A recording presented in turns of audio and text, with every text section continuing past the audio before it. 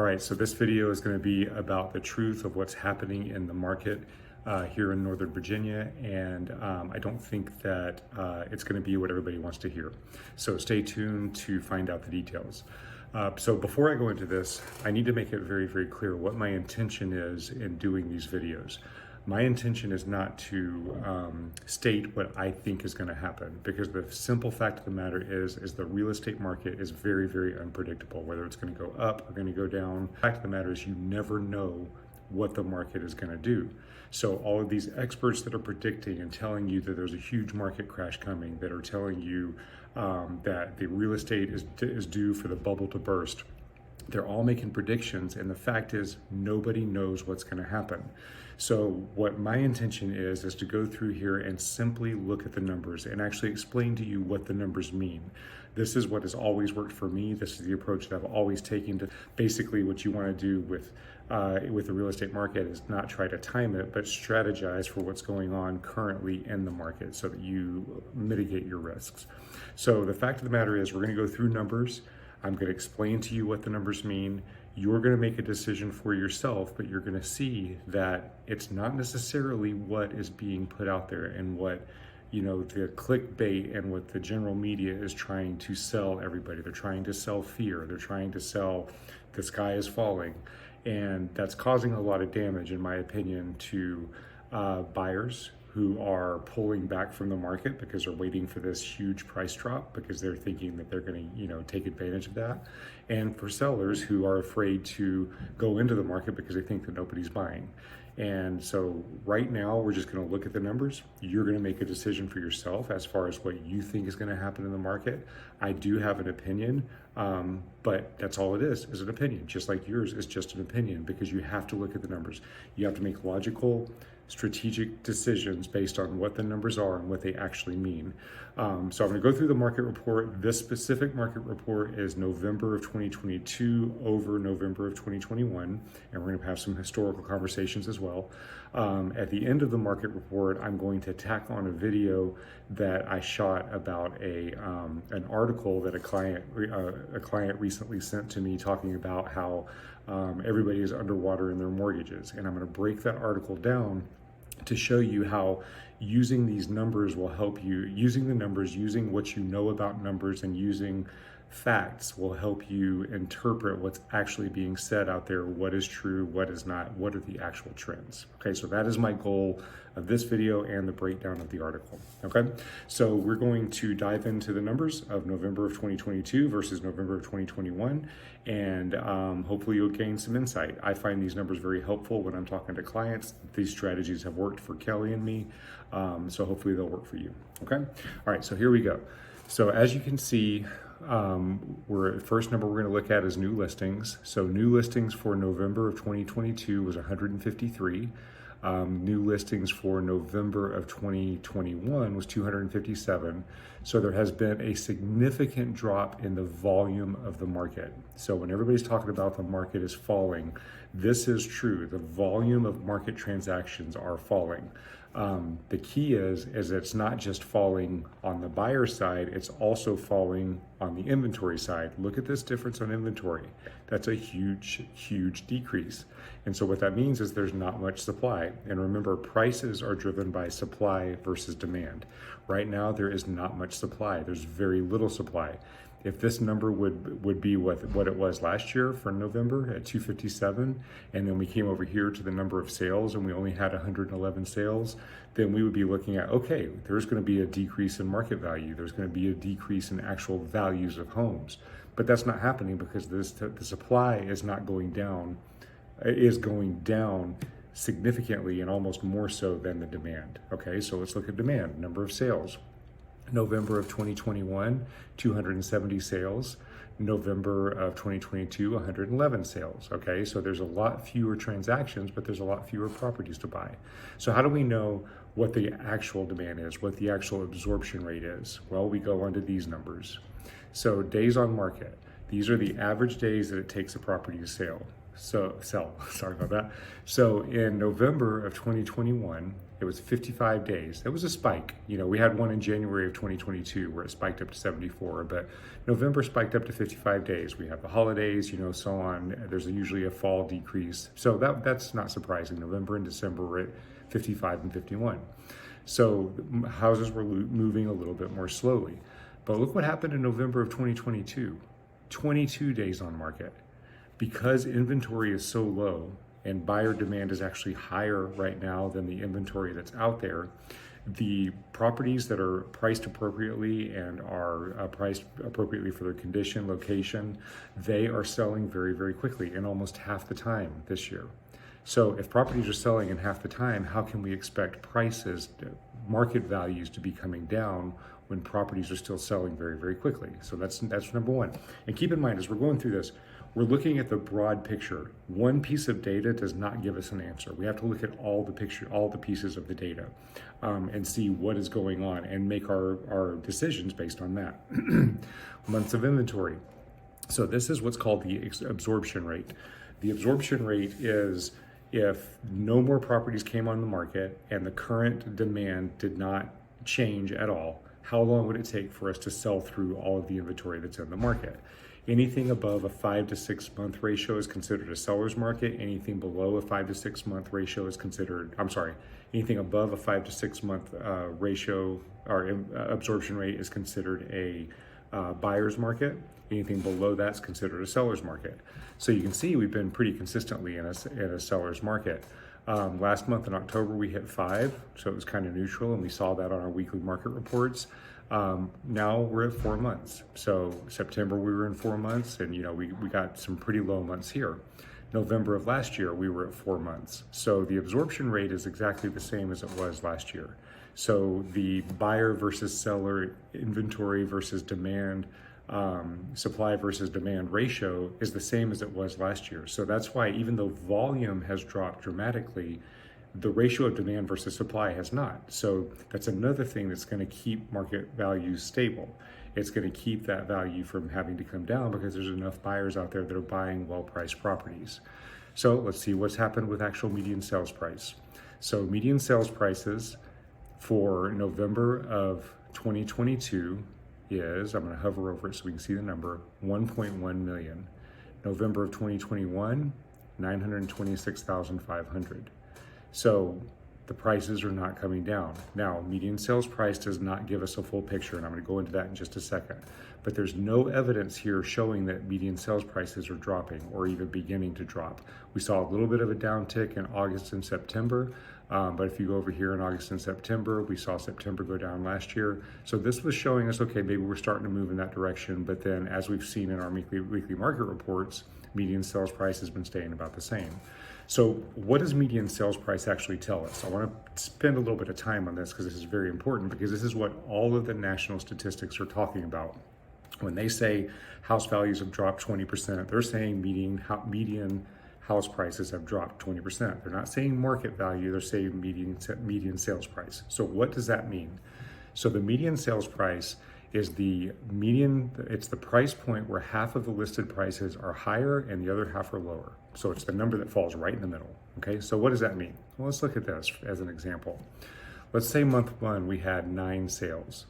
We had 3 million, 2.75, 1.65, 1.5, 500,000, 350, 275, 225, and 220. So in month 1, what do you think the median sales price for this would be? Okay. You might add them up, you might average them. A lot of people would come up with what that median sales price might be just based on what they understand of a median sales price. The actual median sales price is sitting right here. It's 500,000 because there are 4 below and 4 above. So that's the median sales price. This is a valuable number to use when you're looking at large data sets because it takes into account, it allows you to not have a really, really high or really, really low priced property skew the average, okay, or the median sales price. So it's a valuable tool to use, but it gives us a number of the houses, the movement of how the houses are selling. It does not give us a number of market value. I'm going to demonstrate that in a second. So month number 2, Same 9 sales, we had a 4.25, we had a 3.50, 3.250, 2.5, 400, 395, 385, 350, and 315. So every sales price in this property, or in this month 2, was higher, save this middle one right here. Okay, so what's the median sales price in month 2? 400,000. So based on the statistics that the media uses, if this data was provided, you would see a news report that said, oh my God, housing market has declined 20%. House values have declined 20%. The fact of the matter is, no, they haven't declined 20%. That's just the one that fell in the middle. As you can see, every other one of these prices was higher, okay? But let's take this to a practical application to see how this might play out. So let's say that we have 9 buyers, okay? And these 9 buyers are gonna go and they're gonna buy properties, okay? And they all have this very specific demographic, very specific criteria. And they go out and they buy $3 million house, $3 million house, 3 $2 million houses, and 4 $1 million houses, okay? So the median sales price for those buyers in month 1 is $2 million. So now let's go to month 2, and let's say this is another set of buyers that have the exact same age demographic, the exact same income, the exact same everything. Everything about these demographics of buyers is the exact same. But let's say that the interest rates went up, and they went up 5% or 3% or whatever. So those buyers' buying power decreased. So now, instead of buying these properties, those buyers went along and 7 of them had to buy $1 million properties because their buying power decreased so much. One bought a $2 million and one bought a $3 million property. So what's the median sales price here? It's $1 million, okay? So based on these numbers, the housing market declined 50%. Oh my God, house prices went down 50% is what the media is gonna scream to you. That's what they're gonna report to you. The fact is, the housing prices didn't drop. This has nothing to do with market value. This would give you the inclination to believe that now you can go out and buy a $3 million house for $1.5 million. It has nothing to do with market value. That $3 million house is still a $3 million house. The $2 million house is still a $2 million house. It's just that more people could afford to buy $1 million houses. So when you see a median price point go down, it doesn't mean that the housing value, like let's say you own a house specifically, and let's say you see a 20% decrease next month in the median house price. That doesn't mean that your $1 million house is now worth 20% less. That just means that buyers were purchasing homes that were 20% less. The only way to know if a market value on a property is decreasing is to find a property that has sold, look at what the market value of that specific property was, and see if it was less than the market value. It's not based on sales price. It's not based on listing price. It's not based on sales prices are dropping 20%. That's because sellers are overpricing their properties by 20%. It doesn't mean that market values are dropping. And I'm not saying that market values are not going to drop in the future, but what I am saying that because of the way the media is twisting this information and putting it out there, most of the buyers are sitting on the sidelines and they're missing an opportunity right now, because when the herd goes to the side, there's an opportunity to get in there and get a property for a fair price. As soon as interest rates start coming down, as soon as this demand starts increasing, as soon as people start feeling comfortable, which they're starting to realize, okay, prices aren't coming down, those buyers are going to flood the market again, and we're going to end up right where we were, or at least in some version of what we had 6 months to a year ago. So buyers are being hurt right now because they're sitting on the sidelines waiting for this huge price drop, which we are not seeing. We're not seeing it. I'm looking at our statistics right here. Again, I can't predict the future. All I can do is tell you what's happening right now. We are not seeing price drops. We are not seeing increases in inventory to the point that we are having increases in absorption rate. We're not seeing days on market increase. We're not seeing any of these markers in our market that you are seeing the reports of out in the world. Okay, so just keep that in mind. Please be mindful. Please pay attention to the numbers. If you have questions about a specific area that you're looking in, let me know. I'm happy to run these numbers for you and we can see what your area is. So here's another telling statistic. So how much are the average properties selling for versus list price? Okay, because we're hearing about all these sales price reductions that are happening, correct? So back in April and May, they were up above 102% on average of sales price. Now that includes, your ones that went for 20% above asking price and your ones that went for, 20% less. This is your average. When you get over here into October and November, we're back up to 100%. So on average, buyers are paying 100% of asking price for sellers. That is the deal. That is the market value. A market value is determined by how much a buyer is willing to pay and how much a seller is willing to sell for. When they come together and actually sell a property, that is market value. That is what's happening. They're still selling at 100%. So let's go over and look over historically. What happened historically? I know that you guys, if you've been watching these market reports for a little while, hopefully I can make this work. I'm sorry, bear with me here. I'm gonna try to get this to where it lines up properly, so just bear with me. We're almost there. Okay, so historically what has happened? So the blue line is the fixed mortgage rates, okay, because everybody thinks that this crash is gonna happen because of the interest rates. So the fixed interest rates, this is what they've done over the years, came down to historically low. What have median home prices done? They have slowly but surely just ticked up. Ticked up, ticked up. Big dip here. Ticked up, ticked up, ticked up, ticked up. Now again, median home price does not determine market value of a property. But this is historically what has happened. So when you see in the 1980s, you see these little purple marks here, those are recessions. So I went through, I'm not an economist, but I went through and I Googled, what were the recessions of the last, 20 to 30 to 40 years.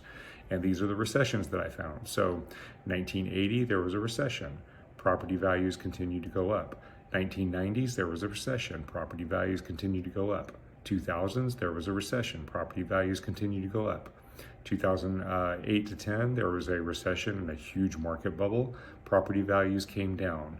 This is the only recession where there was a significant decrease in median sales price, and we now know, because we can look at it historically, that property values dropped dramatically. And that's because this was caused by the housing market. It was subprime lending. It was the market bubble that caused this huge economic crash. We don't have those issues in the market anymore. Most loans that we have out there right now are very well qualified, and most borrowers have a ton of equity because of the massive appreciation that's occurred. Okay, that's the fact of what is actually out there. So then you go on, we had this huge uptick in median sales price and the spike for COVID, and then we had a small recession for COVID. So we are in a recession right now. We're heading into a recession. What's that gonna do? Everybody thinks that the sky is gonna fall. Number one, because of interest rates, and number two, because we're going into a recession. But you can see here, there was a spike in interest rates. Market values went up. Spike in interest rates, market values went up. Spike in interest rates, market values went up. Recession, recession, recession, market values continued to go up. So all I want to do with this video is, number one, provide you with the information. You can see month over month that we've had a huge decrease in activity in the November market versus the November of 2021, a huge decrease in volume, let's say volume. But we have not had a decrease in market values. We have certainly not had an increase in supply versus demand. They have actually stayed pretty consistent through to where they were in November. And is there going to be a huge market crash? I don't know, but I don't expect there to be. There may be a flattening, which we're kind of seeing. There might be a little bit of a correction, but it's not going to be a 20, 30, 40% correction, in my opinion, like they are putting out there that everybody is starting to fear. And again, my opinion is a lot of people are being hurt right now because they're sitting on the sidelines and missing an opportunity to get into a home for a fair price, with your protections, your contingencies, and your inspection and your appraisal contingencies, having your protections there to allow you to know what it is you're buying. All right, I hope this makes sense. Please feel free to post comments below. If you disagree with me, post your comments below. Let's have a conversation about it. I'm happy to talk about it. I'm happy to know if I'm wrong about any of this. My goal is to give accurate information. If you see something that I'm saying that is absolutely incorrect, please call me out. Let's talk about it. Let's get to the truth of the matter. All right. If you'd like to talk about your personal situation, give me a call, shoot me a text, DM me, PM me, whatever you do on the social media. All right. Everybody have a great day. Please like the video and please subscribe to our channel. See you on next month's video.